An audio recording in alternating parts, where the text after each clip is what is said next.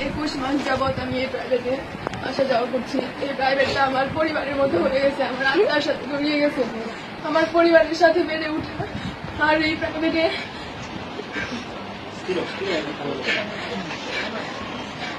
প্রাইভেটটাকে আমার পরিবারের চাইতে কোনো অংশে কম মনে হয়নি। এই প্রাইভেটের প্রত্যেকটা মানুষ আমার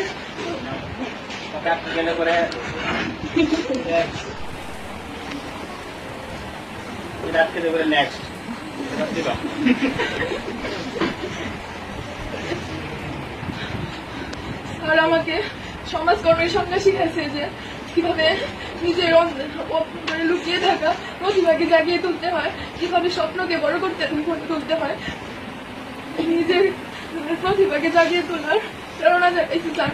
স্যার আমার জীবনের কিংবদন্তি, স্যার আমার জীবনের সেই সমাজকর্মী।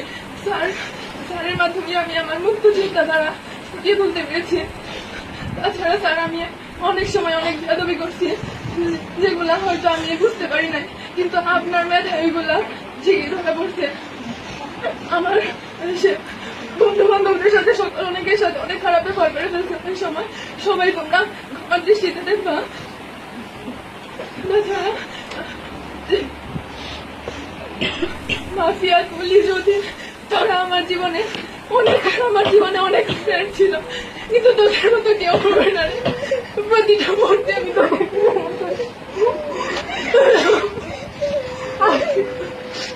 দীর্ঘ 12 বছর পড়াশোনা জীবনে অনেক স্যারের সাথে পরিচয় হয়েছে, অনেক বন্ধু-বান্ধবের সাথে পরিচয় হয়েছে, কিন্তু শামীম স্যারের মতো কেউ হয়ে উঠতে পারেনি আজ পর্যন্ত।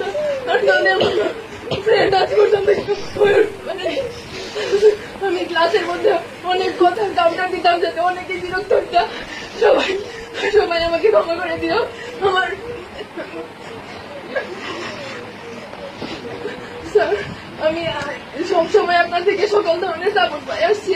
স্যার, কোনো সময় আপনাকে শুধু স্যারের চোখে না, আপনাকে আমার বড় ভাইয়ের চোখে, একজন আদর্শ গাইডলাইনের চোখে দেখে আসছি।